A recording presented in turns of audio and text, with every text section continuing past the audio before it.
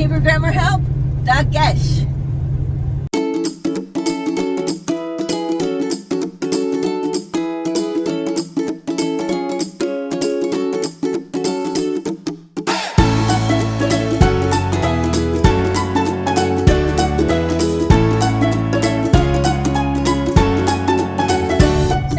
Welcome back to Hebrew Grammar Help.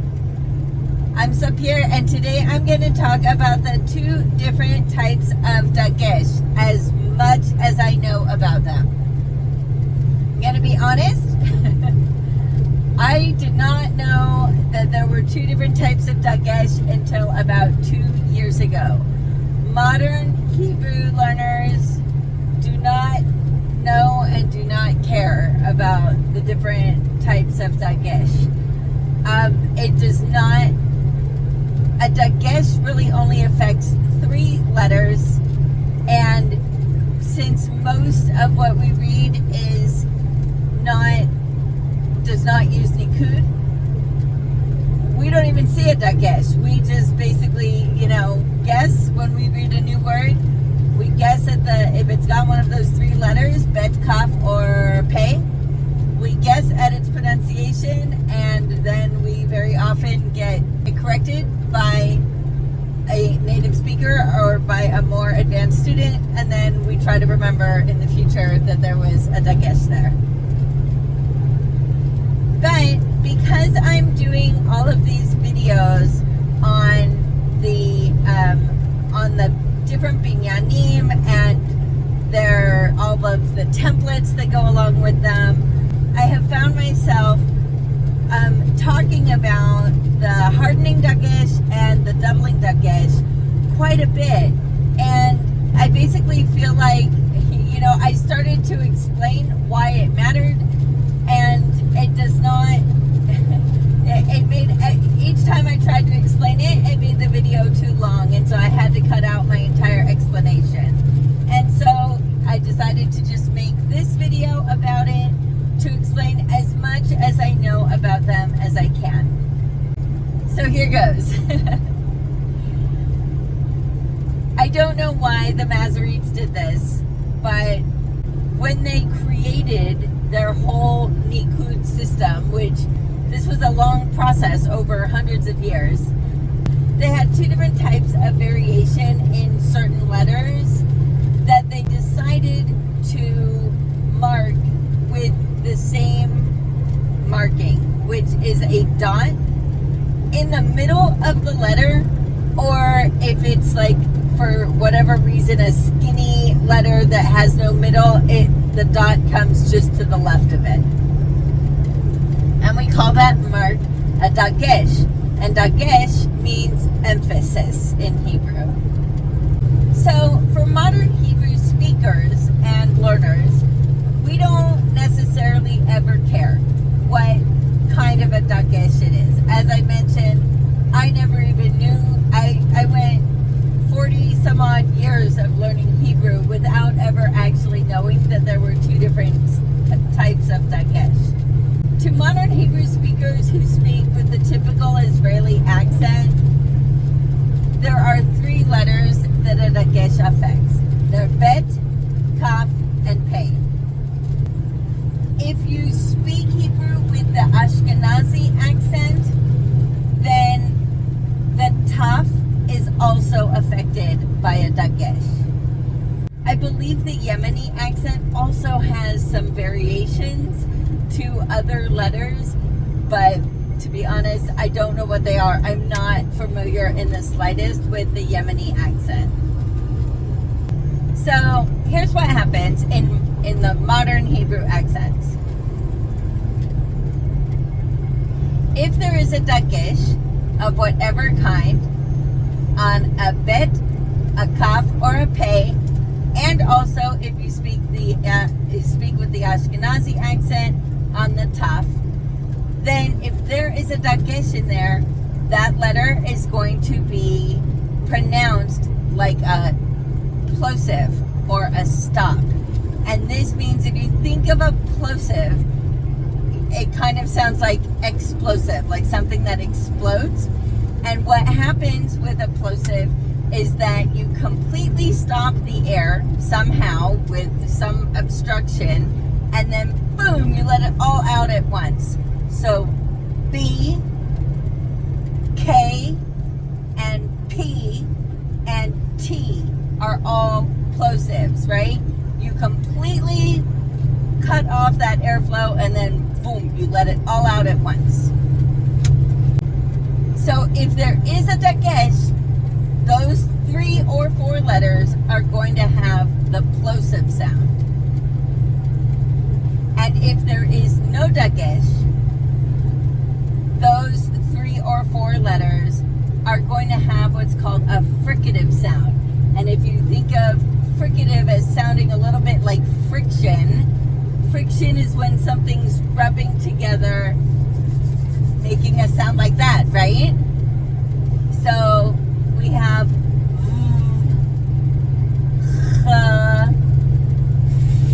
the F sound, and then for the taf, if you've got that Ashkenazi accent, a taf without a Dagesh is gonna sound like an S. And so for modern Hebrew speakers, it doesn't matter what type of Dagesh it is. If there is a Dagesh, you say it like a stop or a plosive. If there is no Dagesh, you say it like a fricative. And so for the Sephardi accent, which is the most typical accent in Israel, that taf, even without a Dagesh, always sounds like a T. And so even though my background is Ashkenazi, I speak with the Sephardi accent because that's what is spoken the most in Israel. And since my family does not really speak, my parents don't speak Hebrew, my grandparents, I don't think really, my maternal grandparents definitely did not speak Hebrew. I do believe that my maternal grandfather and my other 2 grandparents did speak Yiddish, but they did not, they probably spoke Hebrew just to read from the Tanakh and say prayers and blessings and stuff. But they would have never really been able to go to Israel and speak Hebrew with Israelis.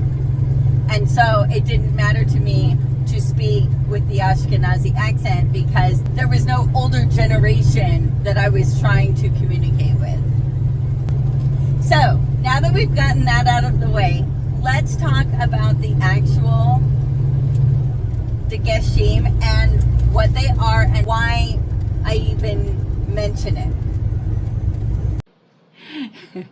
Okay, this video is proof that you should not try to drive and make a video at the same time. Especially if you don't have a script. There are 2 ways in which the 2 Dageshim differ. One is their effect that they have on the letter that they're on, and the second one is what letters can have that type of Dagesh.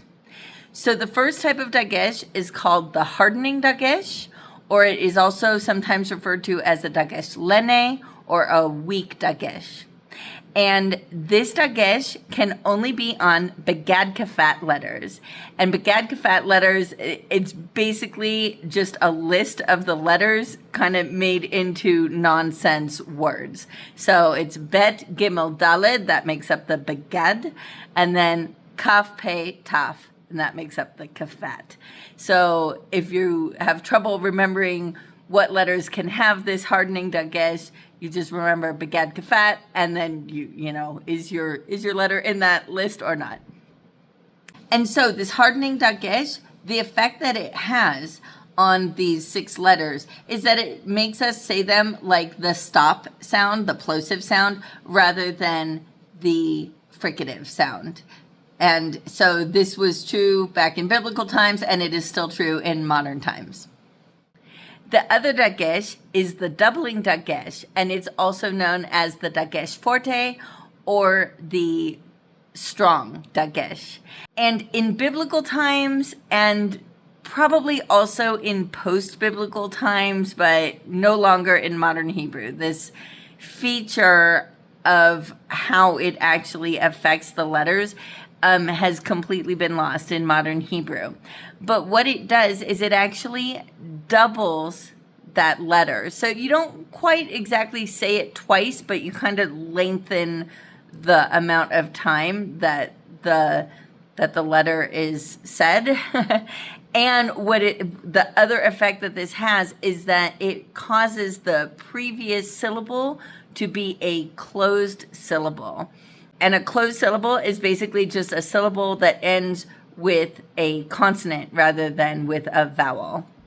And linguists talk about this in all kinds of different languages. Anyway, so that doubling dagesh will cause the previous syllable to become a closed syllable, because when you have a double letter, it's two, right? It's almost like there are two of it. So the first one goes with that earlier syllable, and the second one goes with the next syllable. And so the doubling dagesh is not just confined to the begad kafat letters.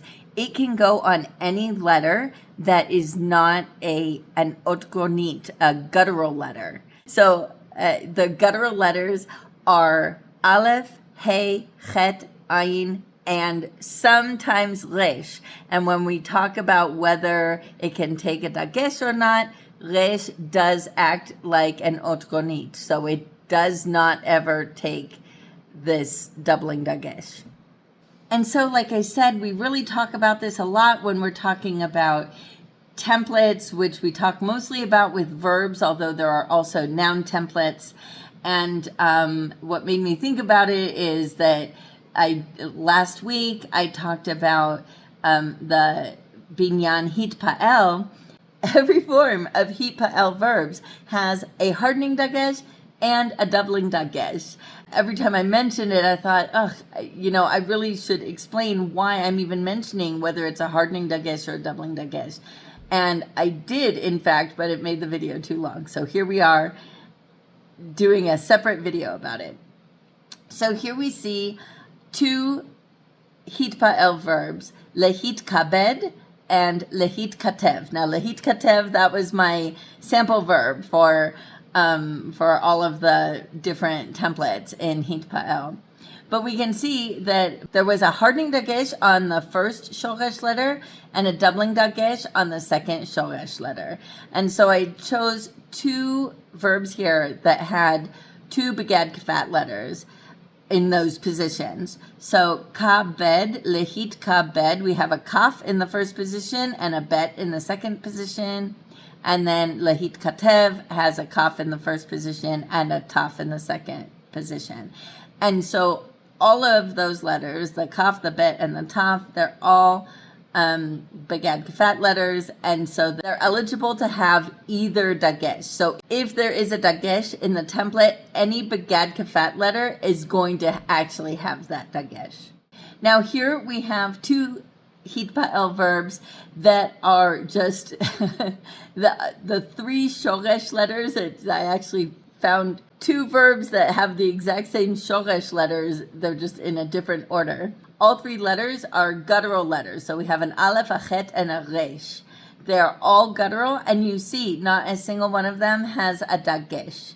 So we have lehit acher, which means to be late, and we have lehit areach, which means to be invited or to be a guest somewhere. So because they are otiot goniot, they are guttural letters. Of course, none of the guttural letters are begad kafat letters, so they're not going to get a hardening dagesh, but they also don't get the doubling dagesh. So no matter what kind of dagesh it is, you're not going to see one on any of these letters.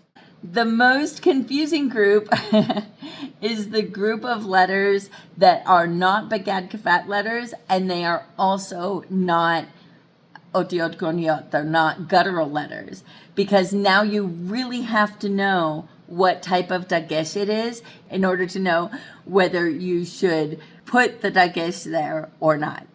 If you're writing, right? If you're reading, you can see that whether it has one or not.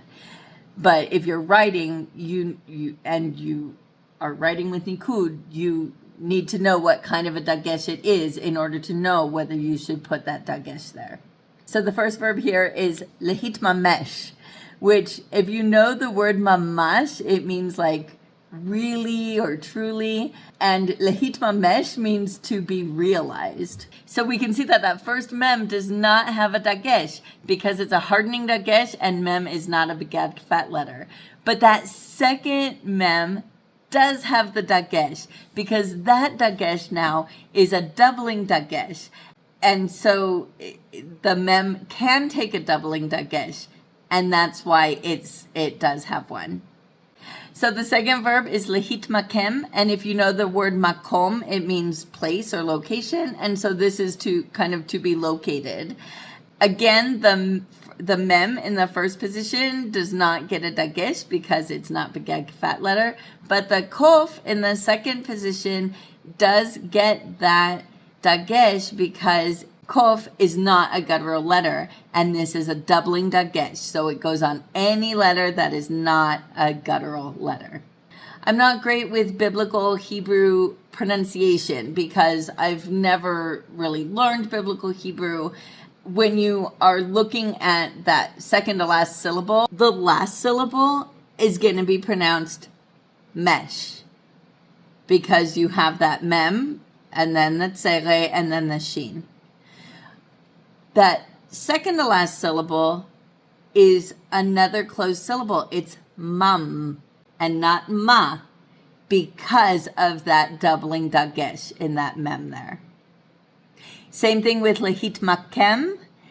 That last syllable is pronounced kem, and the second to last syllable is pronounced mak.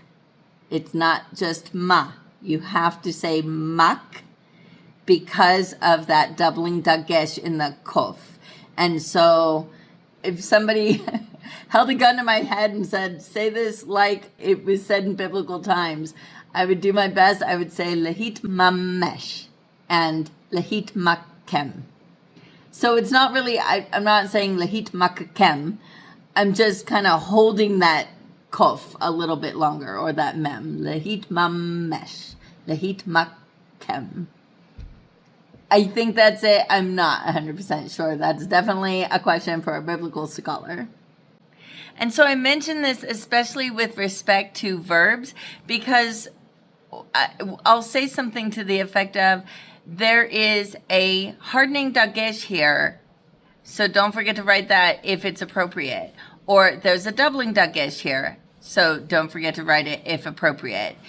What I mean by if appropriate is if the letter is one that is eligible to take that type of a dagesh.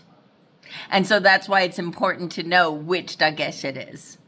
And now back to the original programming where I was driving and talking. I hope I didn't confuse the matter more. Like I said, for me, my Ulpan, I got through 8 levels of Ulpan and they never discussed this at all. In the Ulpan that I attend, they only ever show Nikud et al. When we are learning a word for the first time, but for the rest of it, they really, really strongly emphasize reading and writing without Nikud. All right, so I hope this was helpful for you. I know, you gotta wonder, why on earth? Why didn't they figure out some other symbol for the doubling dagesh as for the hardening dagesh? Doesn't make sense to me, but that's the way they did it, and we have to live with it now. The Masoretes were much more close in time to the writers and compilers of the Tanakh than we are now. So we have to just trust their judgment and their wisdom. All right, well, thank you so much for watching. As always, if you have any questions or feedback, please leave it in the comments. And if you have any particular aspect of grammar that has you flummoxed, leave it in the comments and I will do my best to make a video. Hit like if you enjoyed this video and subscribe and hit the notification bell if you want to see more. See you next time.